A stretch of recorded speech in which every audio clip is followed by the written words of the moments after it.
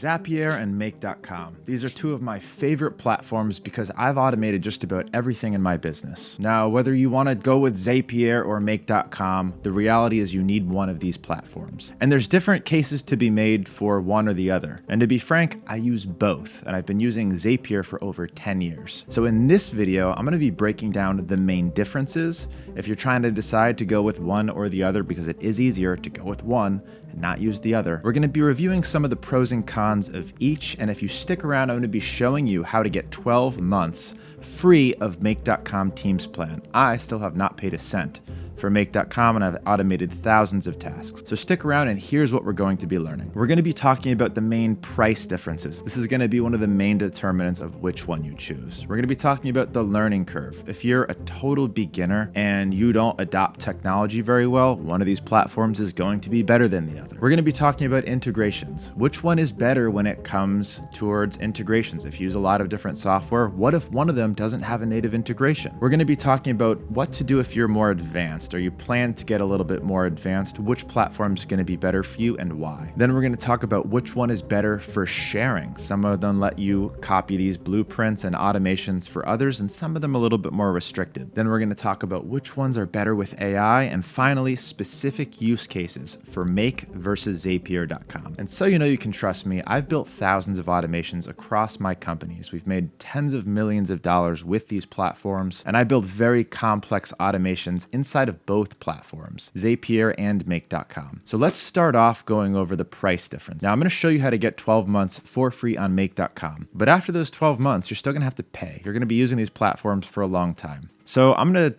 save you the math and tell you that Make.com is significantly less expensive than Zapier. And just to show you a quick overview of what that looks like, if you pay for Make.com on a Teams plan, which is what I'm going to be giving you 12 months for free, or showing you how to get that, $29 per month billed annually, and you get 10,000 operations per month. Now, there's some nuance here. What do they consider an operation? What is a task run versus not a task run? But I'll tell you, Make.com is significantly cheaper. So $29 per month for 10,000 operations per month. And then looking in Zapier, as you can see, I have this professional annual plan, and I have an even more expensive plan in my PR agency, but this is $130 per month for the same number of tasks per month. So significantly more expensive to use Zapier than at Make.com.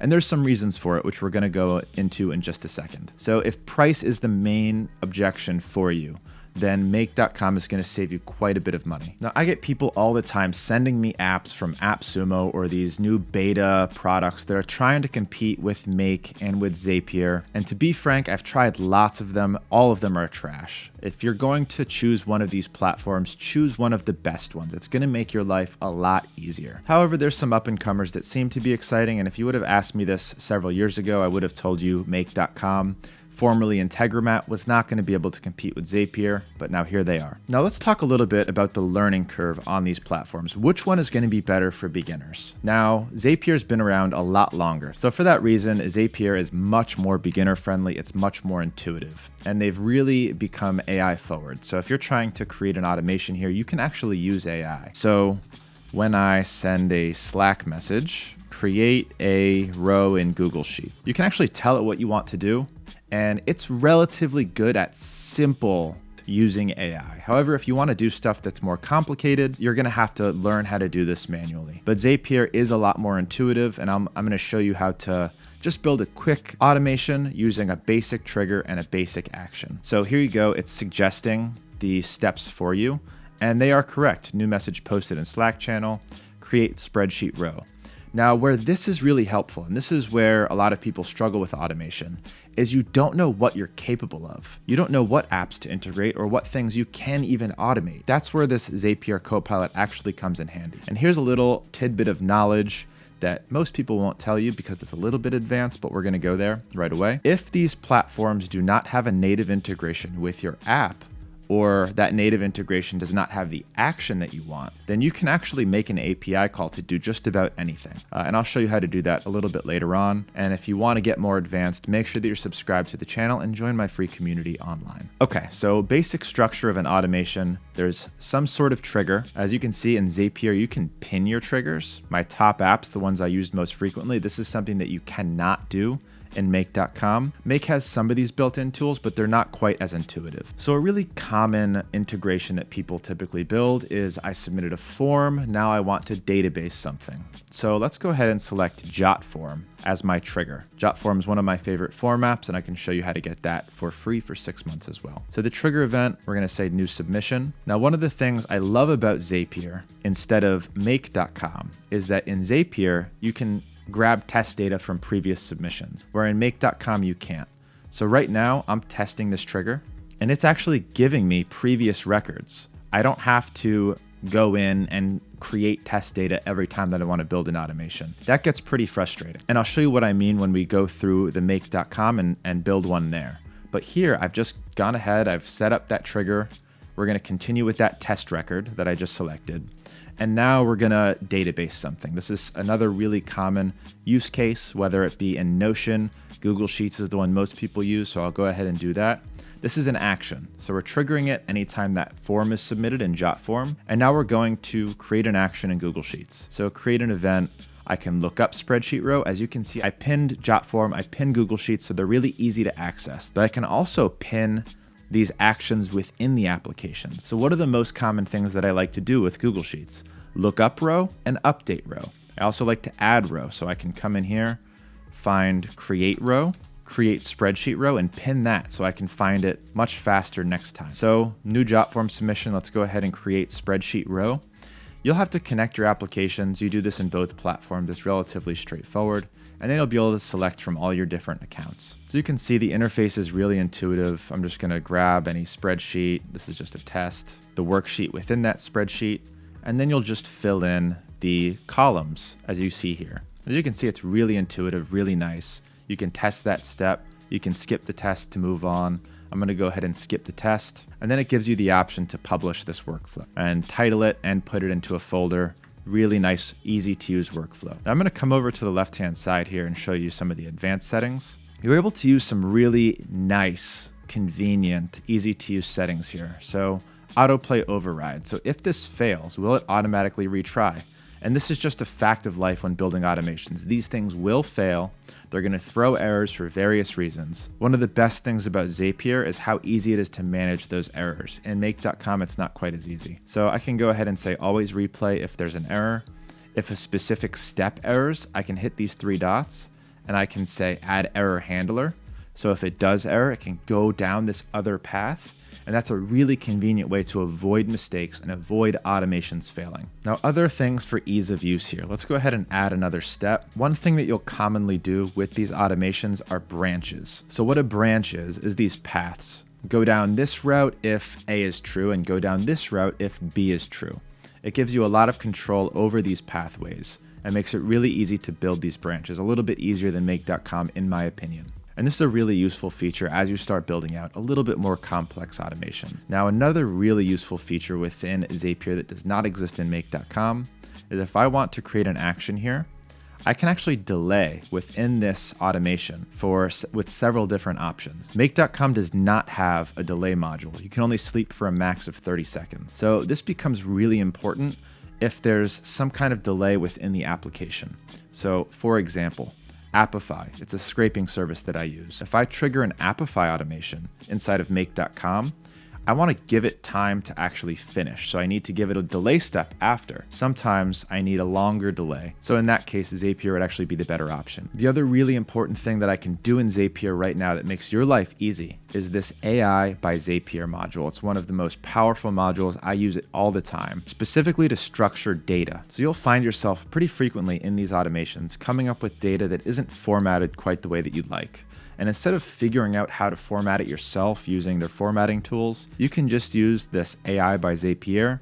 You can tell it what you want it to do and then generate a prompt. And it's actually going to prompt it on how to format that data for you and gives you the right result pretty much every time. Now, I could talk about building all day inside of Zapier, but we're gonna move on to Make and talk about the usability and interface over there. So let's go ahead and create that same scenario, but in Make. So we're gonna create a new scenario. And as you can see, it starts with a trigger, just like every other automation. We're gonna select JotForm here, and then there's a bunch of different options. They can't pin them. There's some complex terminology here, instant, acid.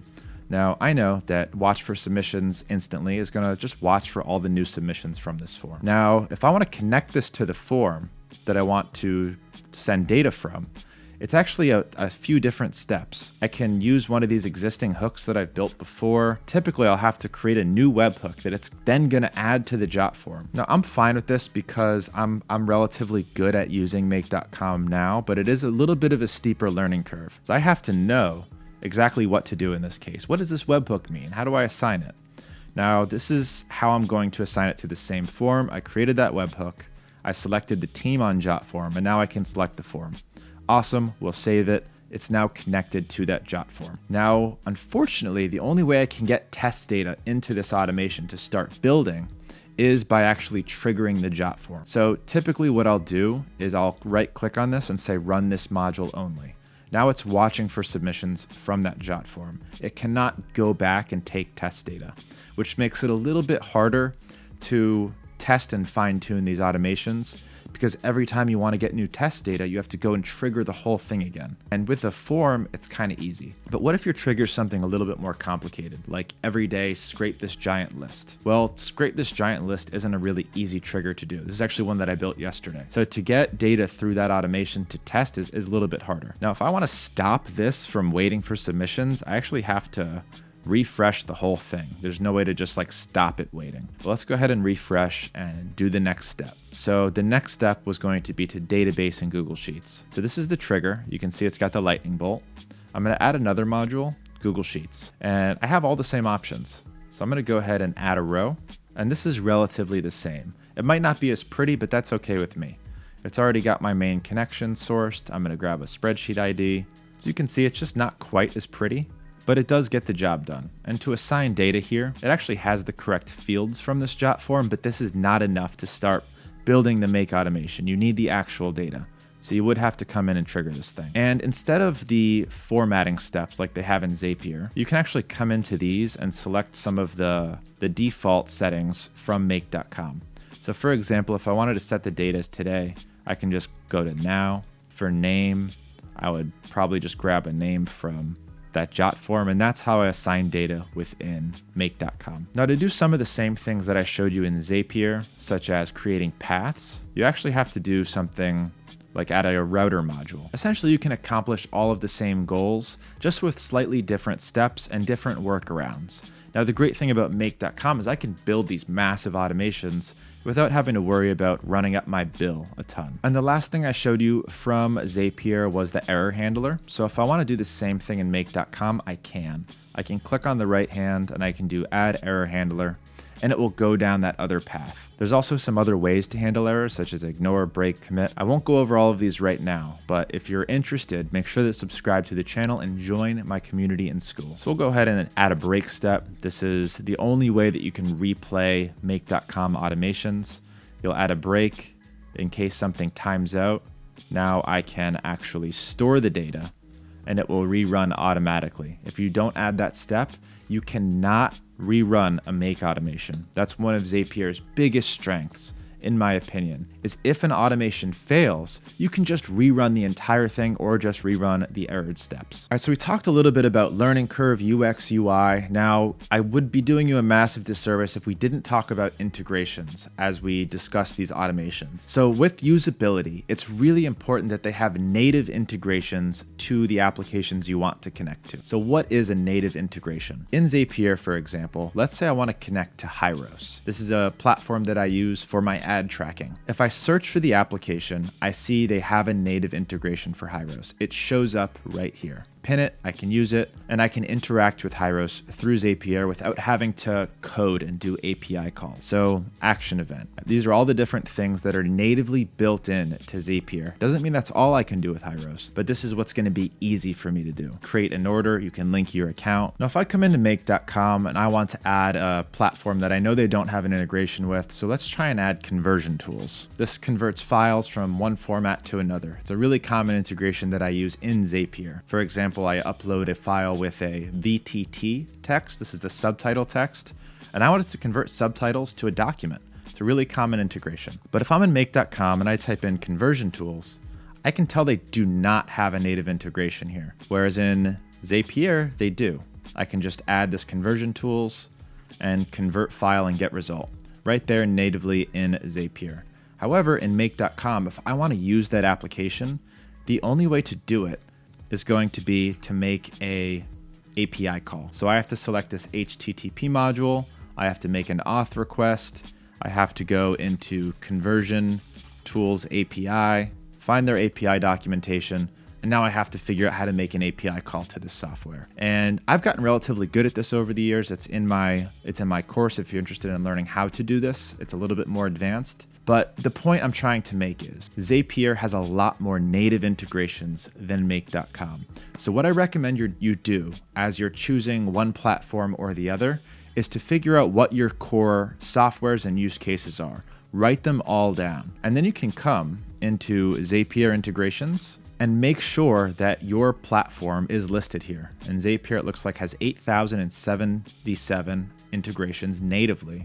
Let's see how many make.com has. And make.com looks like it has 2,386. So that's like a fourth the amount of Zapier. So really important to know what applications you're going to be using and if they have a native integration for that application. Typically they do, at least with the most common platforms. However, that does not mean just because they have a native integration that they have the native integration and action that you want to accomplish. What do I mean by that? So coming back into Zapier, for example, let's go into that Hyros step. These are the actions that are available to me for Hyros. I can create call, click, lead, order, or refund an order. However, what if I want to do something else? If I come into the Hyros API documentation, these are all of the actions that are actually available to me. Now, as you can see on this left side, there's quite a bit. I can do a lot of different API calls using their API. And because of that, make.com and Zapier are probably going to have different actions that you can use. And Hyros might not be the best example, but just make sure that if you're choosing make.com, that it can do the right actions that you need with your application, not just that it has your application. All right, let's talk a little bit about building advanced automations. Now, in my opinion, every advanced automation has a few things in common, especially nowadays. They are extended, they have multiple pathways. They typically integrate some sort of scraping service and some sort of AI service. This automation, for example, as you can see, it routes to 4 different pathways. I'm making API calls within the automation. I'm using AI within the automation, and I'm even doing scraping within the automation.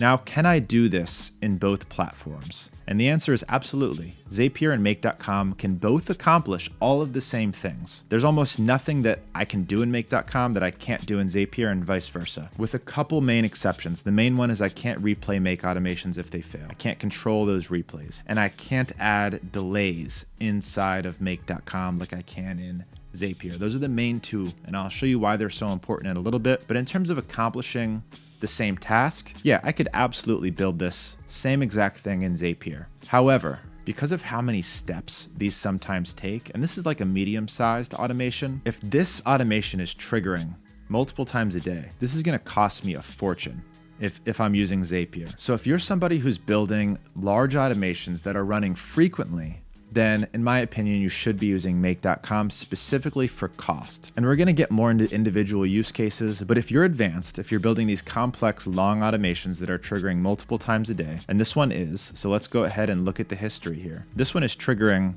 a lot. This whole automation is running a ton, and all of these are the steps that are consumed. And by the way, I've still paid $0 for this. I'm gonna show you how, but I still haven't paid a cent for make.com automations. I'm gonna show you how to do the exact same thing. For anything that's running like this, that's this large, this would cost me hundreds of dollars per month if I was in Zapier because of the amount of tasks that were consumed. Here's another example of a complex automated task built within make.com. And these honestly look a lot more complicated than they are. Essentially what we have to do in make.com is once we go down these paths, these routes, it's a lot of copy and pasting. So one of the things that's great about make.com that actually Zapier cannot do is if I'm editing this Zap, I can just shift and hold and select multiple different automations at once, and then copy them and paste them somewhere else. In Zapier, you kind of have to do that one by one. So just to reiterate, for those advanced automators out there, or if you're looking to get advanced, then I do recommend using Make.com specifically for cost savings. However, if cost is not an object for you and you want the most usable, reliable version, then Zapier is going to be better specifically for how it handles errors and handles replays. So what if you want to share these automations with your friends, family, maybe you have a school community where you give these automations to, so I can save you the time and headache of building them yourself. And this is exactly what we do inside of our community too. So inside of my community, we actually give you access to this, where we give you tons of Make blueprints, Zapier blueprints. So how do you do this? If you wanted to do the same thing and give these blueprints as a lead magnet or share them with your community for free, you can actually, or you can sell blueprints. A lot of people sell these for a lot of money. I could probably sell some of mine for a lot of money. Can you do that in Zapier and Make, and what does that look like? Well, the answer is yes, you can share blueprints in both. However, Zapier is a lot less friendly about it. So let's go into my list of automations. Here's a bunch of the automations that I have built and running. They're organized into nice folders. So as you can see, I've got all of these different folders for different use cases. Now, if I wanted to, for example, share my new course video to Andrew. So I upload a course video, this sends it to my COO for processing. Let's go ahead and open up this automation here, and I'm gonna try and give you a template for it. So to do that, I'm gonna click on this down arrow, I'm gonna create template. However, I hit an error. Failed to create Zap template. Uses a restricted app, uses an invite-only app. And that's actually not the only problem. Because it has multiple paths, it's also not gonna let me share this as a template. So a couple of main restrictions in Zapier for sharing. If it's got multiple paths, it usually doesn't let you share as a template. And if it uses specific apps, it doesn't let you share as a template. I'm not even sure what invite-only app that it's referencing here that prevents me from sharing it, but it makes it really difficult to share my Zaps with other people. However, with Make.com, even these really complex Zaps with tons of paths and tons of applications makes it incredibly easy for me to give you the blueprint to that automation. So in Make.com, if I want to say share this is the cold email blueprint for my insiders, I can just hit these three dots here and export that blueprint, and it's going to give me a JSON file. Now I'm going to come in to another automation. Let's just say this one that I was using as a test. I'm going to import blueprint, and I'm going to import that exact same blueprint that I just grabbed. We're going to save, and it's going to import that entire Zap with all of my prompts, with all of my automations set up into my Make.com account. And this makes it incredibly easy for me to share the really complex stuff that I'm working on with my community. So that is a massive leg up for Make.com over Zapier. The ease of use for importing and exporting automations, just really not possible in Zapier, but really powerful in Make.com. I then provide these blueprints for my community with instructions on how to use them, so you can just download and import that JSON file into your own Make.com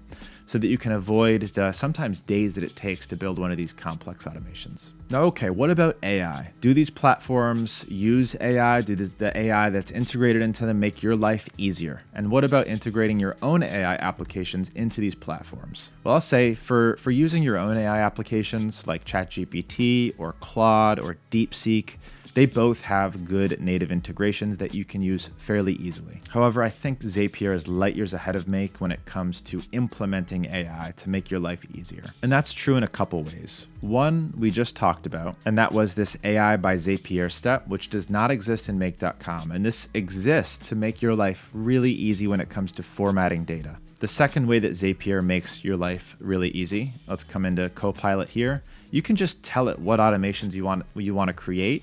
And as a beginner, this will help you find the right steps, find the right actions, find the right automations, and start building really quickly and easily, especially as a beginner. Now, Make.com sort of tries to do that. So they've got this AI assistant here. It's mostly just a chatbot that's trained on some of Make.com's data, but it really can't interact with your automation the same way that Zapier does, and I don't find myself using it nearly as much. I mean, now I'm relatively advanced, so I wouldn't need to, but I've just noticed that the make.com one does not work nearly as well as the Zapier one. Now let's talk about some specific use cases. When does it make sense to use Zapier and when does it make sense to use make.com? And why the hell do I still use both if I'm so advanced and I can build the same things in make.com? Well, the main reason that I still use Zapier is particularly for automations like billing automation, really important ones that can't fail.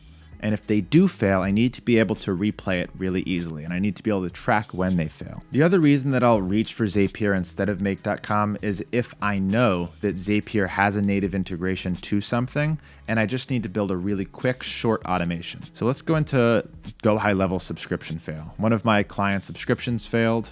This is what the automation essentially looks like. Failed payment, make sure that it was that specific subscription type, finds the row in the spreadsheet. If it's a new payment fail, it's going to update the spreadsheet and then add them to a payment fail automation inside of GHL. It's a really common workflow for payment fails. Now, here's all the Zap runs. We've got all the ones that have been filtered out, and I can actually filter by errors. It will also notify me if there's an error. And this might not be a good example because all of these are working correctly. But say this was an error and I wanted to replay it. All I would have to do is select this box, and it gives me two options here.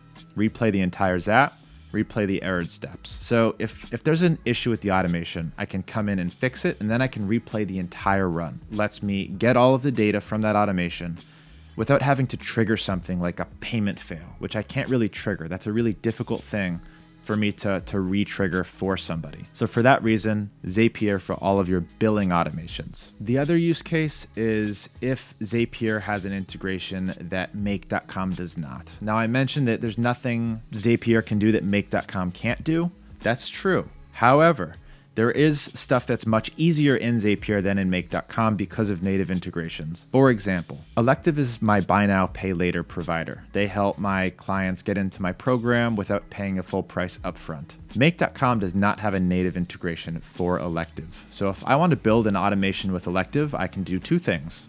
I can either use Zapier or I can figure out how to do an API call to Elective inside of make.com. Now, this automation is only going to charge me three task runs because I've got 1, 2, the native Zapier filters don't count as a task run. So this is a really short automation.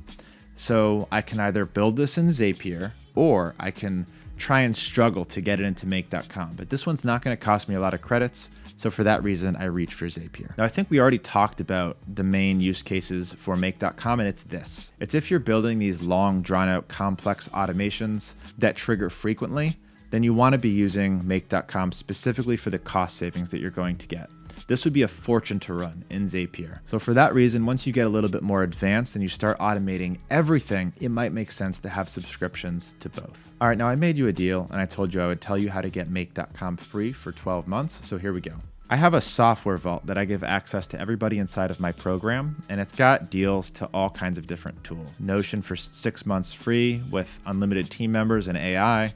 I use this deal a lot, $20,000 in waived processing fees on Stripe. And this deal right here, make.com, 12 months free on the team plan. I've actually used this exact same deal for 3 different companies now, and it's worked perfectly every time. And just to show you what that looks like, let's go into my make.com account. And as you can see here, I've run a ton of operations, but 59% monthly usage. And here's my team's plan, $636 for the year it would have cost, which is actually still not that bad.